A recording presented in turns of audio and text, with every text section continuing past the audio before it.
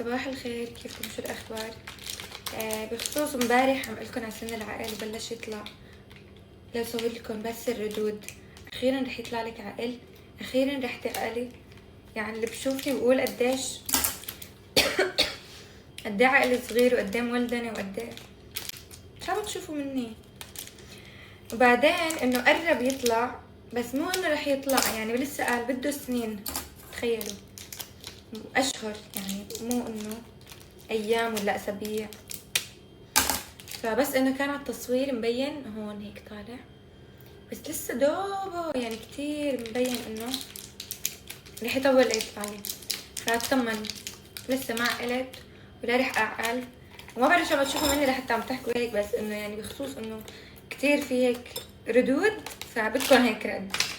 لانه عن جد انا من البنات اللي من جيلي، من العاقلين.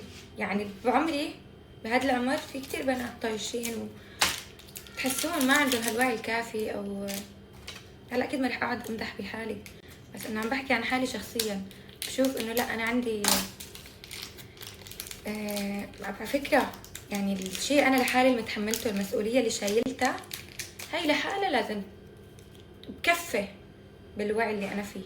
بالمختصر كتير مزعوجة على كمية النوم اللي نايمتها اليوم، لأنه ما بتتخيل أي ساعة نمت. نمت الساعة 10 المساء أو 11. يا ما عم أحسن أحكي منيح، حرف السين مدري شلون كان عم يطلع معي. لأنه عشان ما تدققوا، يمكن كنت بدي أفتح لايف المساء، فمو كنت مخدرة تمي، كان يعني بده 3 ساعات لا يروق. فقلت بنام فيهم وبرجع بفيق، فأنا نمت وما رجعت فقت. حطيت منبه، راح معي المنبه لليوم للساعة 12 الظهر. متخيلين كل هاد نوم؟